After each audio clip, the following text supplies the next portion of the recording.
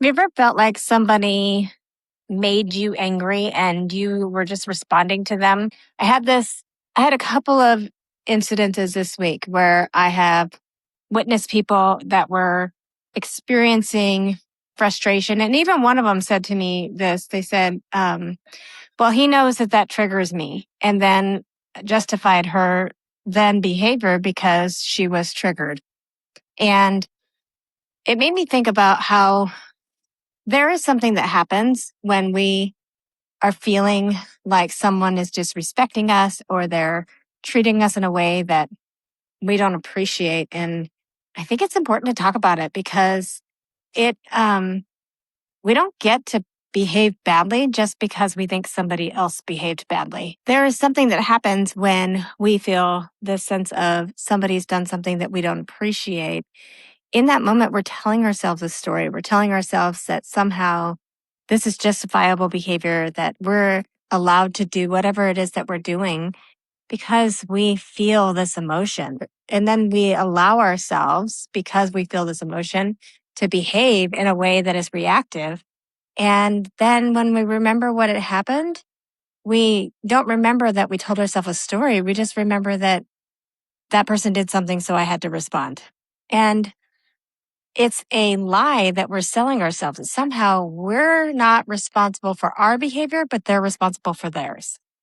And when Bill and I used to get into these arguments early in our marriage, he would say things to me like, I'm just responding to you and I'm reactive. And that's how I am. I'm like a mirror. I'll just respond whatever you give me, I'm going to give back. And the problem with that, and this is what I would say to him, is that's not fair because now not only am I responsible for my behavior, now I'm responsible for yours too. Because if I don't behave and act and do and say exactly what you want me to say that doesn't trigger you, then you're allowed to behave badly and I'm at fault. And that's not fair. That's not fair to your spouse and that's not fair to you. And I think it's really important that we look at when we say to ourselves, certain things trigger us, something upsets us, something provokes us to behave in a certain manner. I think it's really important to ask yourself, what is the story that you're telling yourself about that? And to remember that you don't get to behave badly just because you think somebody else did. My favorite thing to do when somebody says something to me or behaves in such a way that is disrespectful or mean, my favorite thing to do is to not say anything at all. Because when I don't say anything, this beautiful thing happens. Their behavior is the only behavior that we can see. And in between us, there's that tension.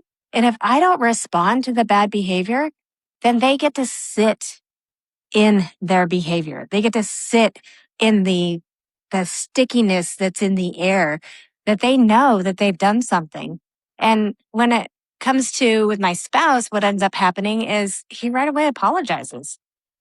And it's not going to happen all the time. You're not going to get somebody that is consistently going to always feel bad for their behavior.